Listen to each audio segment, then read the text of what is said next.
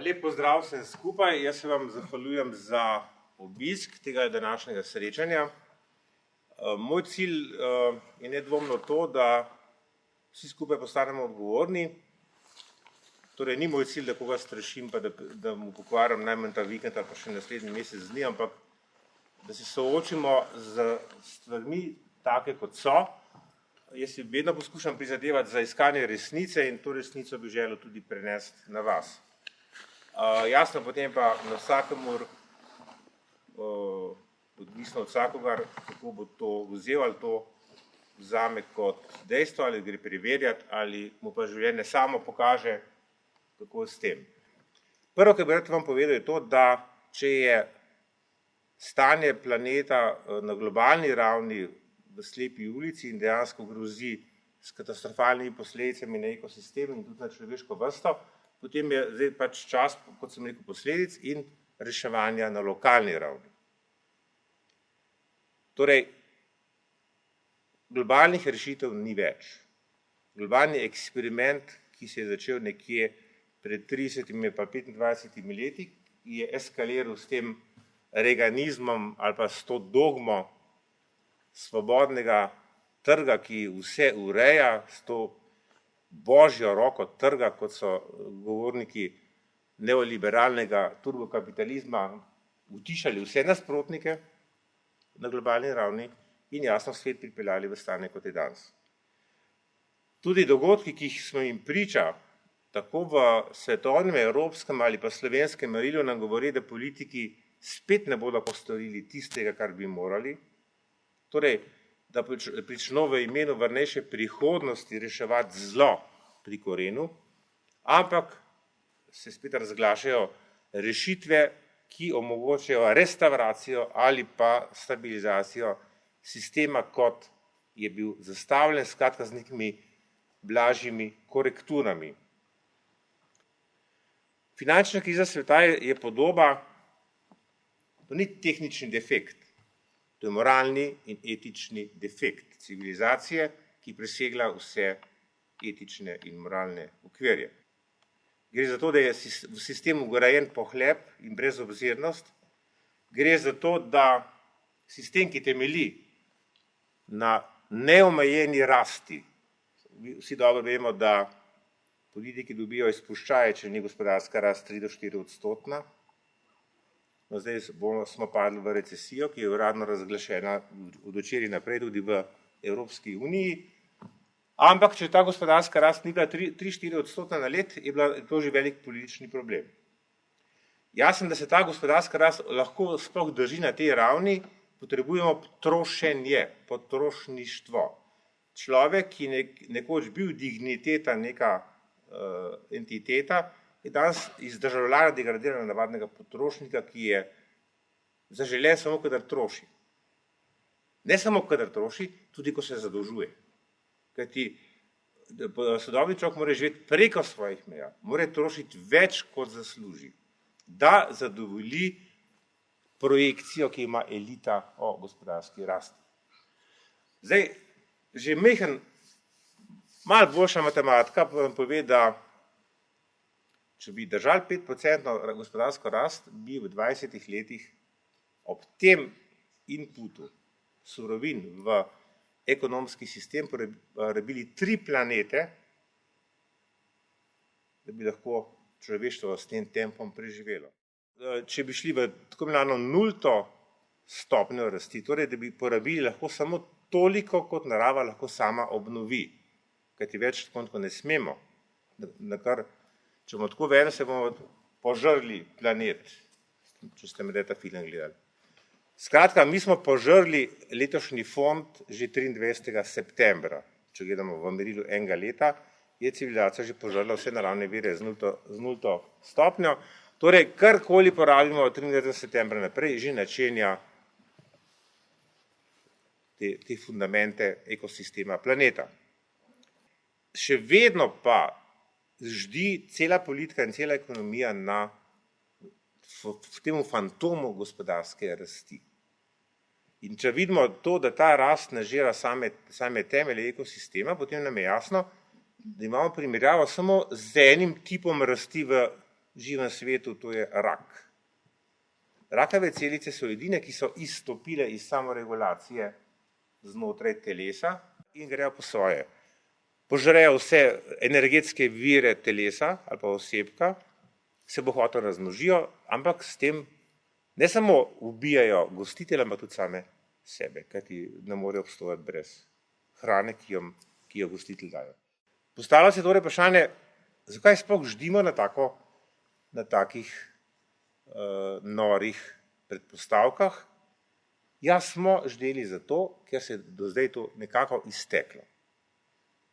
Ker je človeštvo vedno upalo, da se bo že najdla neka rešitev, neka tehnologija, neka čudežna tehnološka rešitev, ki bo pa le speljala problem, da smo navajeni vedno, da v zadnjem momentu neka rešitev pride, pa potem spet se prešvercamo v neko novo obdobje. Ampak tokrat to čakanje je za manj. Tokrat rešitve ni. Bomo videli, da so v bistvu rešitve zelo enostavne, če je bila minimalna politična volja, da se to naredi.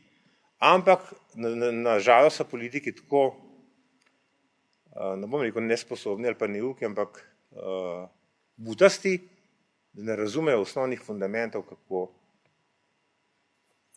narava funkcionira, kajti rešitve za človeka tiče v naravi. Civilizacija, ko enkrat vsi inputi, torej, ko je sistem toliko kompleksen že, da vso energijo porabimo samo za vzdrževanje sistema, potem je dovolj že majhen sunek od zunaj in se sistem razsuje. V tej točki je svetovna civilizacija. Eni pravijo, da smo že not, eni pa smo tik pred vrati. Zakaj? Jaz bi rad vam poudaril nekaj. Svet ne pretresa samo finančna kriza, tudi če naše politike zdaj le gledamo, oni govorijo o nekih abstraktnih klimatskih spremembah, vsake 2 leta nekaj to reče, ne? Drugače pa samo finančna kriza, brezposelnost. Ampak nihče pa ne govori, da imamo v bistvu v tem trenutku 4 krize v eni. In da je v osnovi, v jedru vsega hrana. Ne finance. Finance je napaka sistema. Ko lesa zmanjka, gremo na nafto, ko nafte zmanjka, gremo na nekaj novega. Zdaj smo na tem, da premenjamo energetsko bazo celotne civilizacije. To je pa velik problem. Mi lahko rečemo, nafte bo zmanjkalo. Pa jo bo čez 10 let, pa čez 15 let, ok, pa zdaj, mi smo še vozili, ne pa klinc, vse en pa bo. Ni problem samo prevoza. Prevoz je še najmanjši problem. Prevoz z osebnimi vozili ni noben problem, kajti tehnološke rešitve so. Imamo vodikov motor razvit že, imamo električni motor, skratka so alternativne oblike goriv. Sploh ni problem transport. Problem je energetska baza cele civilizacije. Bom povedal na primeru kmetijstva. Če gledamo sodobno industrijsko kmetijstvo, potem vidimo, da so te modelne kalkulacije že dolgo narejene, ne? Na sami proizvodni hrane, če gledamo zdaj celotno porabo energentov v civilizaciji, potem proizvodna hrane nam požre 20% vseh fosilnih goriv. Torej zato, da kmet zorje traktor, zorje njivo, da se hrana pripelje na polico marketa. Mega marketa po možnosti. Mi pa rabimo 20%, torej petino vseh fosilnih goriv, ki civilizacija rabi. Če pa gledamo zdaj proizvodnjo toplogrednih plinov, da imamo čisto drugo sliko, je pa proizvodnja hrane 37%, lahko kar zaokrožimo na 40% vse emisije toplogrednih plinov. To so pa že hudi podatki. Torej, mi praktično požremo, pa zdaj rekel prispodoji, in sprdimo ven, ali pa izmečemo ven, ne, večino tega učinka toplega greda. Ljudje, mi sami. In če temu prištejemo še krave, ki zrigajo veliko več metana, kot je toplogredni učinek vseh avtomobilov tega sveta, potem vidimo, da je v kmetijstvu teči vse zlo, v industrijskem kmetijstvu teči vse zlo sodobnega sveta. In jasno, ko sem prej rekel, v množični produkciji dobrin. Industrijsko kmetijstvo ni nič drugega kot kmetovanje z nafto. Naši predniki so kmetovali na sonce. Če zdaj mi govorimo o solarizaciji civilizacije, ki je nujna, torej prehod na sončno energijo, jaz sem prej govoril, da je cel planet je na sončnem pogonu. Ekosistem deluje samo na sonce, on nima drugih virov. In planet ne pozna energetske krize. Sonce še vedno sije, kot je sijalo pred 10 milijoni let. Ne? Torej človekov eksperiment, da je šel na les, pa na nafto, pa na premog, pa na nafto, ta uvin, ki je delal, pomeni, da se moramo mi vrniti nazaj na tisto izhodišče, ki je zastojn. Sonce bo sijalo še milijone let. Enako kot danes. Torej, prehod civilizacije na sonce je nujen. Najbolj banalen primer bom povedal z kmetijstva. Ne? Krava ima 4 noge, ima gobec in rit. In zdaj, ona zna sama hrano poiskati v naravi. Torej, če jo mi nekam spustimo, bo ona se pasla in bo enem tam gnojila z iztrebki zemljo. Ne, da bo imela 20% večjo prirast teže, kajti kako krava hodi okrog, zgublja energijo, ne? Torej hujša bo domač povedan. Ne? In bomo prevazali nakitno, da bo tam naredili hišo okrog nje, torej hlev, ne? In pripeljali do gobca hrano in od rit odpeljali drek. Ogromna poraba energije, če to zdaj v nafto damo, ne? Koliko nafte ni porabljeno, da kmet recimo pokusi vso tisto travo, premeče, posuši, pripelje kravi, da pred gobec, odri direkt odpelje, pa še nima kam dati, pa poliva travnke, pa spet onesnažuje vodo in tako naprej. Ampak jaz ne krivim kmeta, jaz govorim o konceptu, ki je čist njen. Ogromen potrošek energije, ker so jasno, dokler je nafta po centru štima, pa ne krava tam stoji privezana, pa vozil sem paket te stvari, ampak ko nafta postane draga, kdo plača posledice? Potrošnika kupuje to hrano, ne? Ki je vedno dražja, ker je hrana in nafta gre sta takole gor. Z zamikom 2 let. To je pomembno, da veste. To, kar smo bili zdajle priča podražitev hrane, to je minimalno, to je posledica podražitev nafte izpred 2 let. Mi pa vemo, da je šla zdajle v zadnjem času nafta pol leta gor od $60 na sod na preko 100, pa je majčkeno zdaj padla. In da bo ta podražitev v hrani čez 2 leti. Zato se pripravite. In da je pa še te podatke o prehrani na globalni ravni, torej globalni transporti hrane med kontinenti so v zadnjih 3 mesecih padli, se hitro zapomnite, za 30%. Shipment hrane je začel padati. Torej, ne vozi se več toliko hrane, kar tretjino manj hrane med kontinenti, gor pa dol, ki se prej hrana vozila, kajti stroški transporta so tako veliki. 40 držav je prepovedalo izvoz vsake hrane. Ne vem, 38, 39, zdaj je že preko, skratka številka narašča v svetu. Prepoved izvoza, zato ker je že v čez 30 držav so bili že nemiri zaradi lakote in to v državah, ki niso bile nikoli lačne. Torej govorimo o nemirih v državah, ki so bile prehranjene. Zdaj so lačne. Globalni transporti padajo, ko so verige marketov prazne. Jaz samo straho prodaju, v Sloveniji še vedno gradimo te kockaste mega marketne verige, ne? Ampak to bo prazno. Ne bo leto dni, leta bo pol, ko bodo te kocke prazne, ker ne bo kaj not ponuditi. In potem se postane vprašanje preživetja na lokalni ravni. Jaz sem govoril, da se bo reševalo lokalno. Tisto, kar je globalno zasrano, lahko se rešuje samo lokalno, ker globalno bo nemogoče. Zaradi energetske krize, ki bo sklesla transporte. Zaradi prehranske krize, ki je povezana s ceno nafte. Vsi tako so stvari med sabo prepletene. Torej, glede na to, da ima Slovenija samo 1/3 stopnjo, 30% hrane pridelamo sami, 2/3 uvozimo. Bo tle situacija lahko zelo zoprna. Torej, se postavlja vprašanje, od kje pa hrano pa dobiti od zunaj, če imamo mi tukaj premalo. Tale ukrep, ki je Evropa sprejela, smo se malo smejali 2 dni nazaj, ne, da so lahko tudi krive kumarice, pa grbančasti paradajzi, pa bunkasti korenčki not, ne, to je že ukrep, da, kaj ti prej si lahko preseravaš, ko imaš, ko hrano stran mečeš, ki je preveč, ampak s tem smo mi pokvarili celo generacijo otrok, ki so jim še taki jabolki všeč, brez pikc. Ampak zdaj pa bo vse dobro. Ste videli, da standardi se ven vlečejo. In to je zdaj prilika. Prvič, da kmet sploh pride do marketa.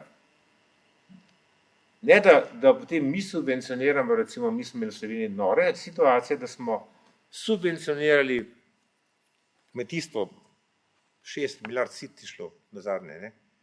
S tem, da potem naš krompir jejo Nemci, naše mleko pijejo Italijani, mi jemo pa ukrajinski krompir, pa romunski krompir, tam še malo seva verjeten, pa pijemo mađarski, alpski mlek, ne, seveda, mađarsko-alpsko mlek, ne, tam imajo pašnikov velikih, visokogorskih, ne. No, skratka, mi subvencioniramo, da boljša hrana gre ven, mi pa drek jemo ene ostanke iz nekih čudnih držav, to je globalizacija po slovensko, ne. Torej, gre za restauracijo lokalne samoskrbe in mislim, da bo nujna potreba, da se te tržnice nazaj postavijo v vsako mesto, ne večje mesto, vsako naselje, kjer lahko lokalno kmečko ribarstvo prodaja pridelke ljudem. Klima, druga stvar. Klima je v tesni povezavi s potrošnjo, pa s ceno hrane, pa z našim nadaljnjim projekcijo življenja. Izjemno pomembno. Klima ni zdaj to, dajmo zdaj šparati, ne, pa bomo pipe zapirali, pa une varčne žarnice dali gor, pa majčkeno izolirali bajte, pa zdaj je išel pravilnik o gradnji objektov v Sloveniji, mislim, da nekaj en teden nazaj, ne. Skratka, so pa še nekaj zdaj veliki štandardi. V redu, vse prav, podpiram to, ampak tudi če mi jutri vsi skupaj porabimo pol manj energije, nismo nič rešili.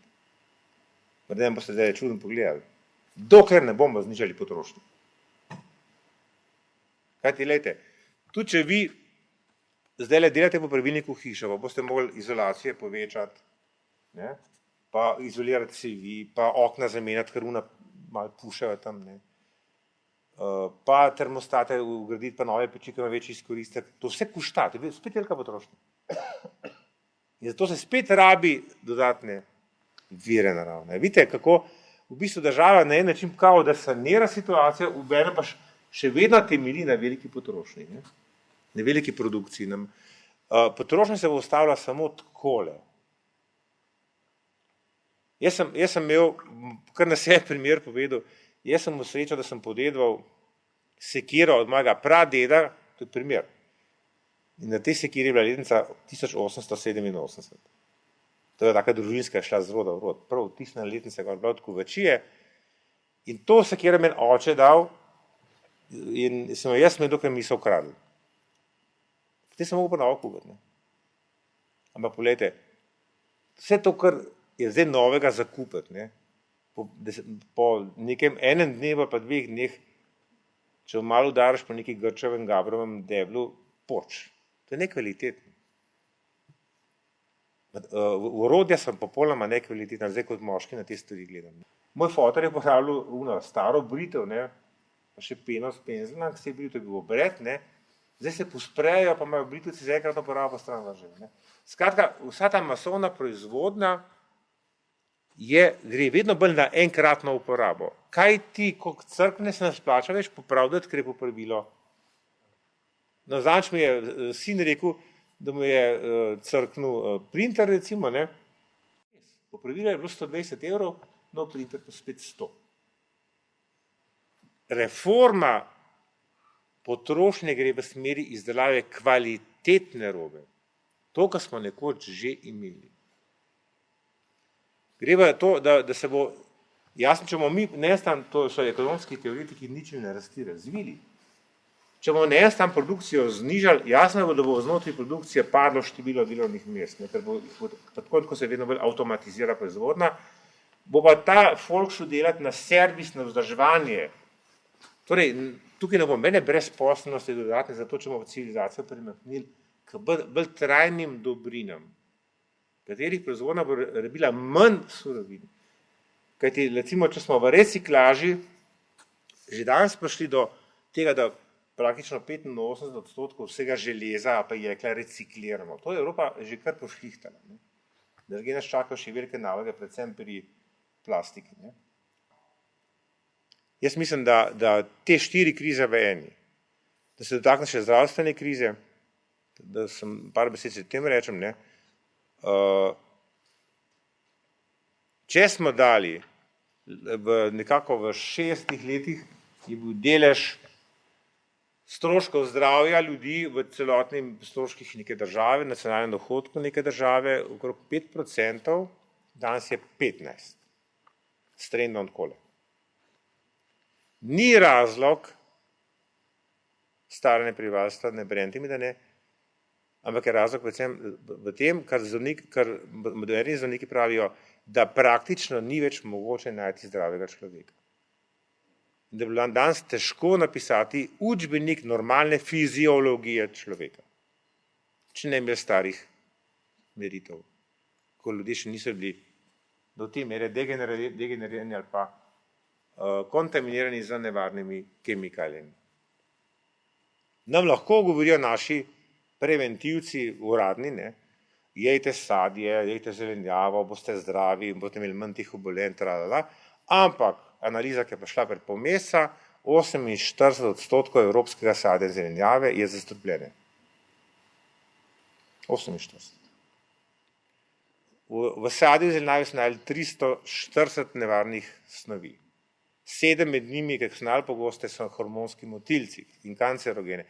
Skratka, podatki, ki vam spuščajo kurjo pot. Še en razlog, da imate lastno pridelavo ali pa da kupujete hrano iz znanega porekla. Še en razlog, da niste več obiskovalci mega marketne kuhinje odpadkov. Nevarno. Ne? Skratka, tudi iz tega aspekta zdravja, ker danes vsi, ki se resno ukvarjajo s tem, vedo, da je 80% vseh obolenj prihaja iz nekvalitetne hrane ali pa vode. Še nekaj besed o vodi. No, en podatek sem pozabil prej povedati, ki je zelo pomemben, hrana, energija, kmetijstvo. Tak zanimiv podatek, sem ga zdaj najdel pred kakšnimi dnevi. Leta 1940 je človeštvo imelo tak nivo tehnologije pridelave hrane, da smo, bodite pozorni, 1 kilokalorijo nafte smo vložili v kmetijstvo, smo dobili 3,5 v hrani. Zdaj imamo pa 10 enot nafte za 1 v hrani.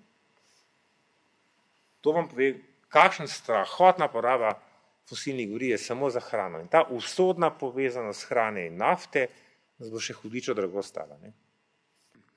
Degenerativna obolenja, ki so danes, vsi vemo, 4 najbolj hujša hormonske motnje, rak, diabetes in kardiovaskularne težave, so vse iz hrane.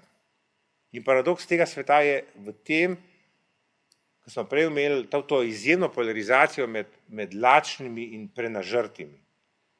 Eni so predebeli, pa zaradi tega umirajo, eni pa nimajo kaj jesti, pa zaradi tega umirajo.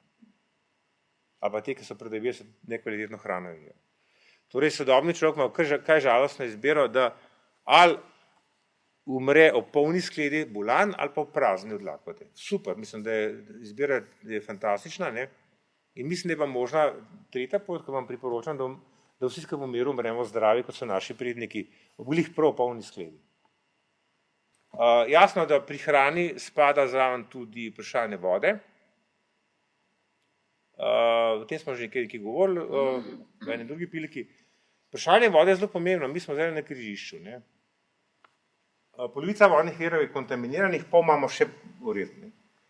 Zdaj, če bomo pristali na flaširano vodo, potem smo packi nepovratni. Smo zapravili zgodovinsko priliko, da vodne vire ohranimo. Za božjo voljo ne kupiti flaširane vode, kaj ti? Da vam tih podatkov govoril, ki že otroci vejo. V ena plastenka, ki not voda, se porabi 1/4 litra nafte in 5 litrov čiste vode stran vržemo. Ne? In s tem delamo samo profit industriji, pa država DDV pobira. Na drugi strani na tem, ker imamo ogromne mase odpadkov, plastične, ki so pa spet iz nafte. lokalna samooskrba pomeni energetska osamosvojitev na lokalni ravni, prehranska suverenost, dobiti svoje vire, čim več svojih virov hrane, povezati se v skupine, povezati se s določenimi znanimi kmetijami, kmetje bodo veseli, če bodo imeli en grozd kupcev, bodo tudi dizajnirali pridelavo za neko skupino ljudi. Jaz sem zadnjič, moram povedati, tamle sem se peljal mimogrede po Gorenjski, no in zagledam neko čudovito repo pa rdeče zelje na njivi, ne, in tam je pisalo pa kmetija prodaja pridelkov na domu. Ne. Si bo fino, se vstaviš, kupiš zelje pa repo. Ne. Na koncu sem 3 gajbe čudovitih pridelkov za, ne vem, če vse skupaj 4 evre. Nisem mogel vedeti, da lahko tako poceni hrano dobiš pri kmetu, ampak rabimo odsaj, da se tega navadimo. Ne. In on je bil vesel, da je prodal. Ne. Nisem bil vesel, da sem dobil brezhibno hrano. Pravim, 3 gajbice, nisem mogel verjeti, 3 polne gajbe pridelka raznega, za tak majhen dan. Ne. Tako da, to je v Sloveniji še možno. Ne. Posebej zdaj, no, ker upam, da bo tudi zdaj kmete spustili na police marketov, ker ne bo treba imeti več kumac, ravnat pa jabolk, ublat, ne, ali korenčkov. Ker te štandardi so predvsem bili namenjeni, veste, to je bila zelo velika perverzija. Ne. Te visoki štandardi so pomenili, da so prišle upoštev samo velike kmetijske farme, pa velika posestva. Mali kmet je bil odrinen, kajti cilj je bil malega kmeta uničiti. Trgovcem pa veleindustriji ni bil interes, da mali kmet preživi. Tudi semenarski industriji ne. Interes je bil, da se male kmetije uniči, da se industrializira kmetijstvo v ogromne farme. Vi veste, da v Ameriki je spodnji prag za rentabilnost farme že 200 hektarov, kar je po 200 ne preživi. Ta premik v biotsko pridelavo hrane je nujen, prepoved gensko spremenjenih jasno tudi. Če to kmetijstvo ne bomo red spravili enkrat v Sloveniji, potem bomo imeli nenehne države. Enkrat so nore krave, enkrat so nori prašiči, pa čebele umirajo, pa ne vem kaj. Skratka, skozi imamo ene katastrofe in ene strajne. Veste, slovensko kmetijstvo sploh nima mene vizije, mega programa. To je najbolj kaotičnih sistemov v tej družbi in jaz sem tukaj najbolj nasrka kmet, ki je žrtev, ki je porinen v neko igro. Ne. Mislim, da se pretirava z škropljenjem, da je veliko kozmetičnega škropljenja, ki je nepotrebno, da se premalo pozornosti da na kvaliteto, torej vse se daje na rodnost. Ne.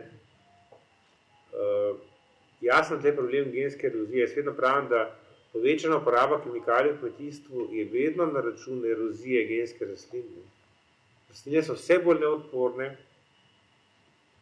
vse več kemije rabe, da sploh te govorimo o industrijskih sortah, pa semenih, ne, in da je vedno večji problem sploh kaljivost semen.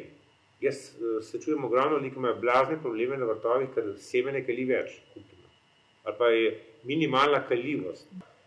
Intenzivacija kmetovanja v smeri selekcije največjega možnega donosa vedno prizadene, to je zanimivo, rastlinovo odpornost. Torej, čim mi premaknemo težišče v produktivnost, rastlini pade odpornost. To je neverjetno, ne? In potem rabi več kemije in... Na kontinentalnih šelfih naj bi bile v svetovnih oceanih nakopičene velike količine metana. Tako. Ja. In z dvigom temperature morij naj bi se ta metan začel sproščati v atmosfero, ja, kar bi dramatično pospešilo sam proces svetovnega ogrevanja ozračja. Kaj pravite o tem? Zato ta metan bi se sprostil, prvič je metan tudi v sibirski tajgi, ne? A pa arktični tundri, torej v permafrostu not, ne? To sta dva največja skladišča metana, ocene količine so ogromne.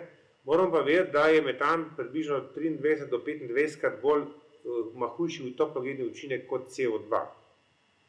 Torej faktor je izjemen. Jaz sem že prej rekel, da če ocenjujemo toplogredne učinke, mi je popolnoma nejasno, zakaj zagovorniki Al-Gorove teze ne upoštevajo 1 milijardo pa 300 milijonov krav na svetu, ki izrigajo več metana, kot vsi avti skudijo CO2. Ne? Ampak krave so svete, torej kravah se ne govori. Zakaj je meni jasno, ne? Če imajo tak učinek na toplogredno situacijo v atmosferi, potem bi mogel tudi kraj odčredo zmanjšati, ne samo število avtov in porabo nafte, recimo, ne, če bi zelo pošteni. Torej, tle nekaj ne štima. Drugač pa hvala vam za obisk. Upam, da ste kaj odnesli od tegale, upam, da boste kaj uporabili od tegale. Jaz sem želim, da ste optimisti, dobre volje, vse se da rešiti, bote prijatelji med sabo, pomagajte si. Problem velikih je problem velikih. Vi morate pa na vašem nivoju reševati in boste čisto v redu. Držite se, hvala lepa.